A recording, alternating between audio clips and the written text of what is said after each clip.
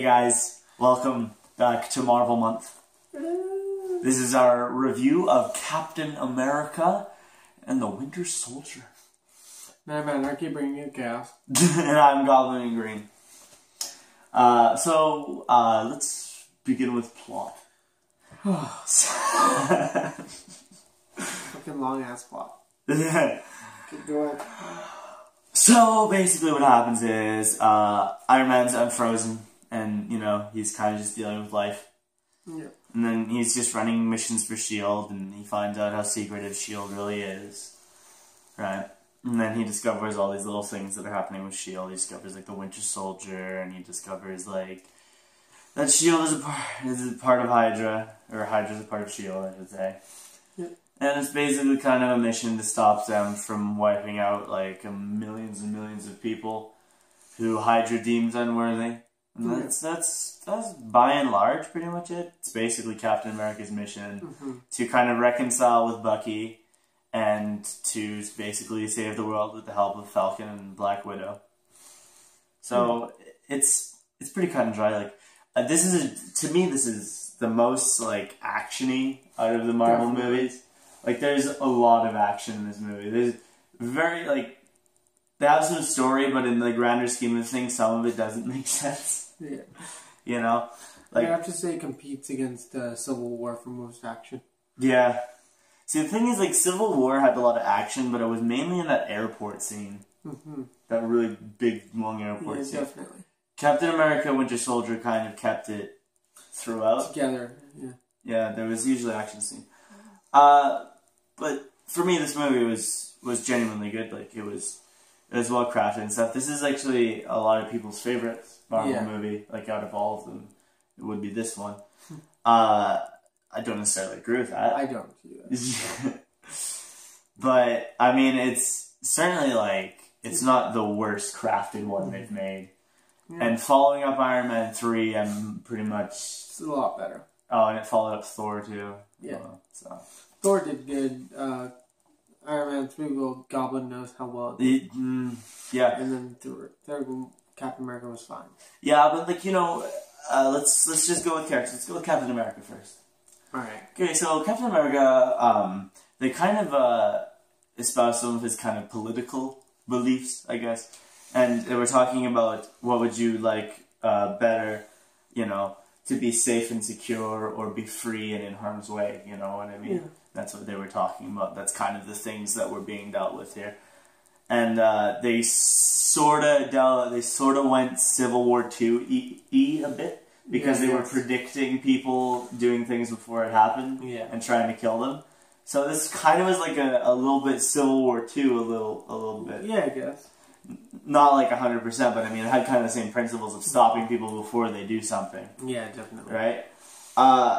And Captain America was very much like, this isn't like freedom. Freedom isn't, you know, like you said. I agree with the way S.H.I.E.L.D. does their things. Freedom isn't holding a gun to people's heads and saying they're safe, you know.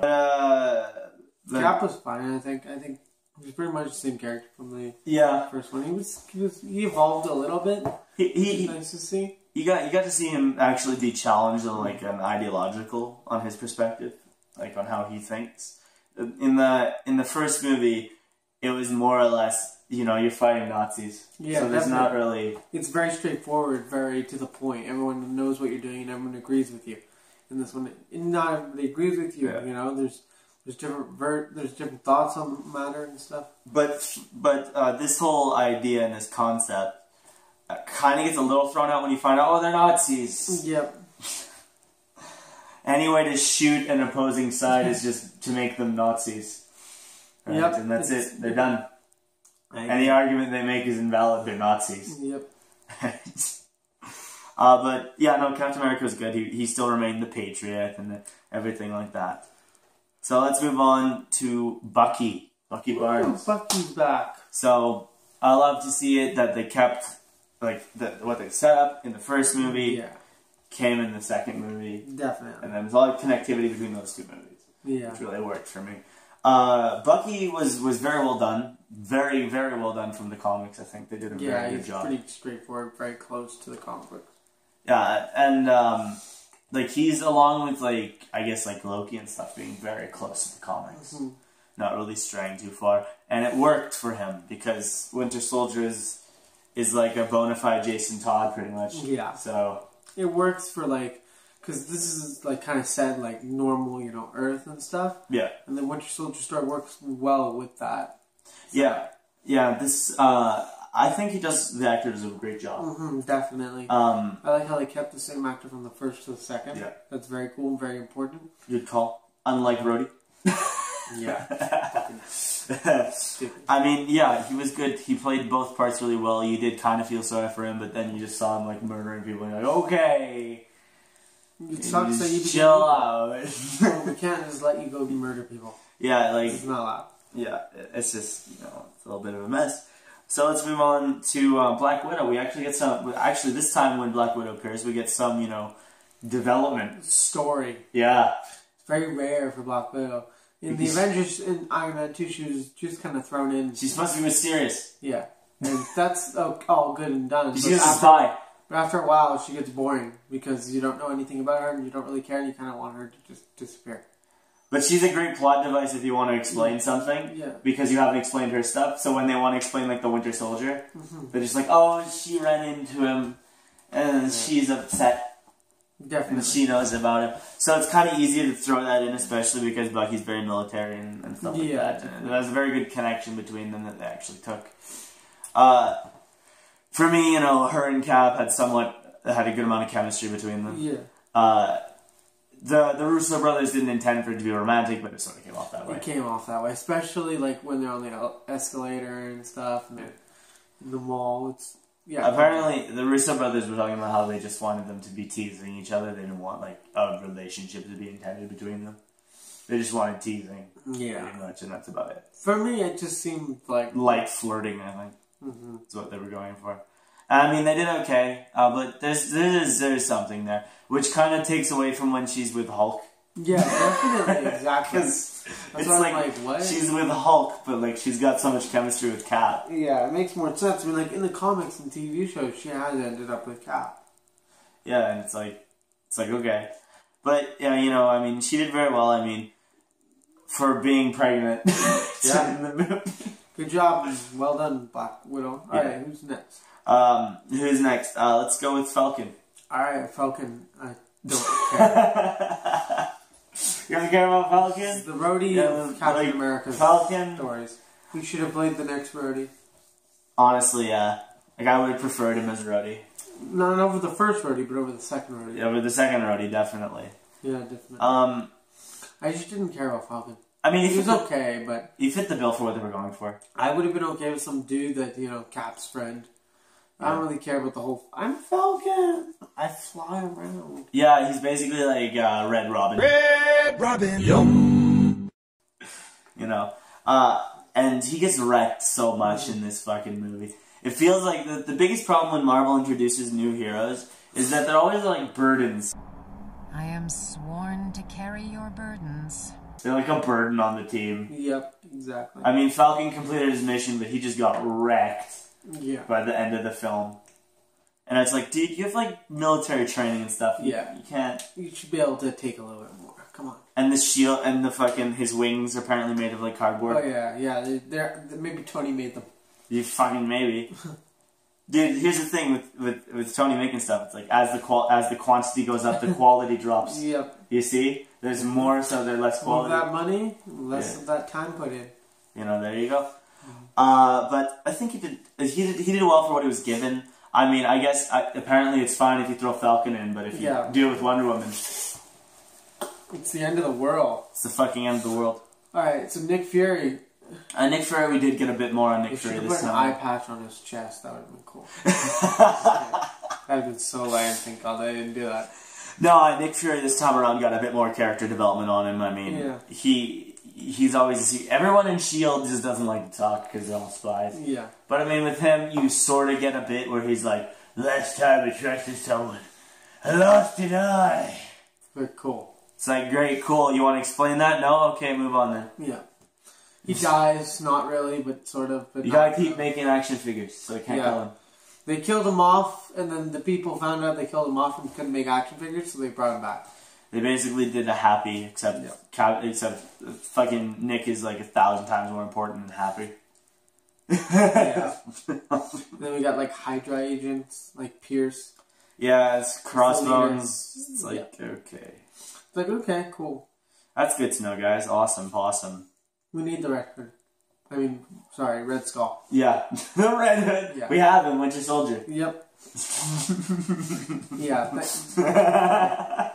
It's completely Jason Todd, too. Yeah, I know. It's so awful. Especially in the comic books, because he's like Captain America's sidekick, and then he dies, and he comes back as a villain. And he's brainwashed, he can't remember anything, and he's got more training.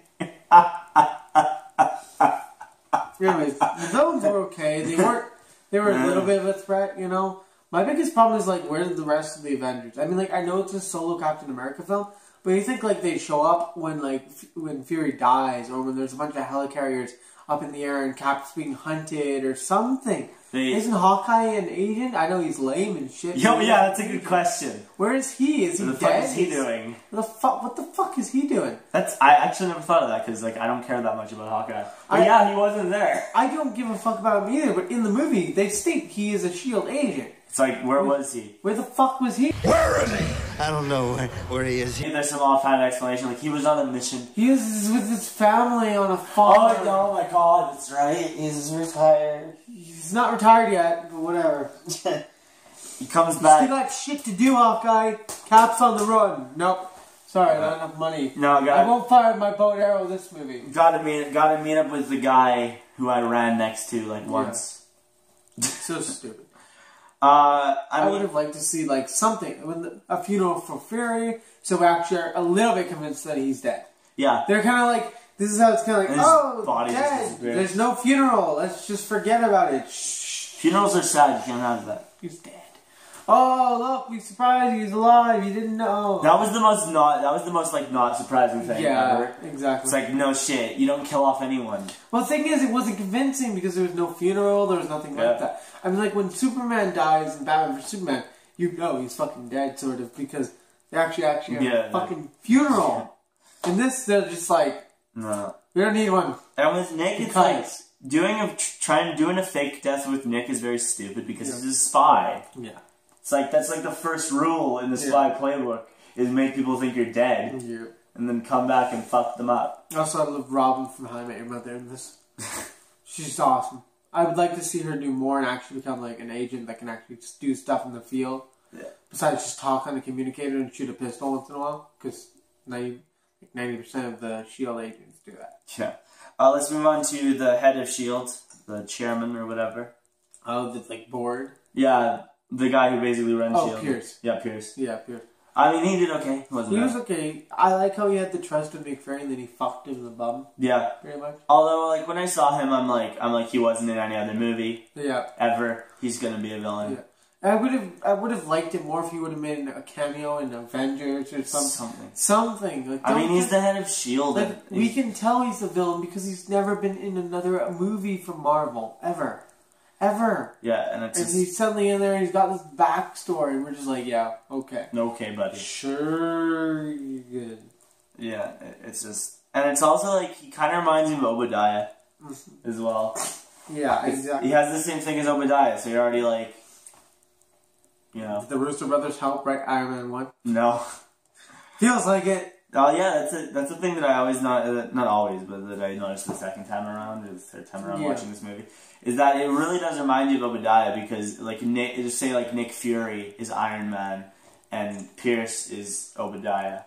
There's just no iron suits. That's the only difference. That's kind of pretty much it with the characters, I think. I don't think we have anything else to talk about. Yeah. But I would like to bring up one more thing that really pisses me off, and this is a lot of continuity errors between films. And yes, I understand when you're making a film and it's your first one directing, and you're not, whatever, you fuck up. Mistakes will happen. Mistakes were made. But there was some stuff in here that's just like, it's like, did you even like watch the previous movies? Like, I mean, I would assume if you're going in on a project, you'd want to know what you're doing. Yeah. Right? And there's stuff in there that just make no sense. Like, Give me an example. So. Like, you know, when Iron Man hacks S.H.I.E.L.D. Oh, yeah, right. Can't figure out anything Hydra. Nothing. Yeah. He's got nothing.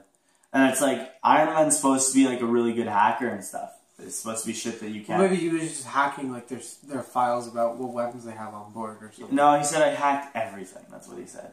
That was quote unquote everything. Maybe it wasn't everything. I know, but like you'd think Jarvis would do his due diligence when hacking with them too, you know? Yeah, I guess. I get it. I know, I understand that the Russo brothers didn't do Avengers. But I mean, it is a thing that happens in the movie, and it does spark the argument between everyone in Avengers, the first one. So, like, the fact that Iron Man didn't even know or even have, like, an inkling about what was happening in S.H.I.E.L.D., like, there would probably be some threads from files leading you in that direction of Hydra. And it was kind of weird that just Tony didn't figure it out, and that's more or less just, that's a continuity issue. Yeah. And also, Tony helping make weapons for the military. Makes sense. I'm done making weapons for the military. What is S.H.I.E.L.D.? Yeah, he fucking gave the helicarriers giant guns. Repulsor systems are one thing, but when you give them like laser pointing guns, it's like, I think those are weapons, Tony. Tony's like, and you know, I've told this to Marvel fans, and like, he only helped with the he only gave little pointers. I'll give little pointers to a fucking weapon that can murder everyone. Yeah, it's like no, it's guys, it's a suit of armor around a ship. It's like, no, it's not. You fuck, it's a gun. Yeah, and then like I what always pisses me off about Iron Man is like, I don't make weapons. And then the Iron Man, like you said, they got fucking missiles on them and shit. It's like, except for if I'm using them. Iron Man's like such a hypocrite. Yeah. It's so bad. It's like, I won't build you weapons, but I'll build myself weapons that only I and this dude over here, Rhodey, can use. It's retarded. Fuck the rest of you.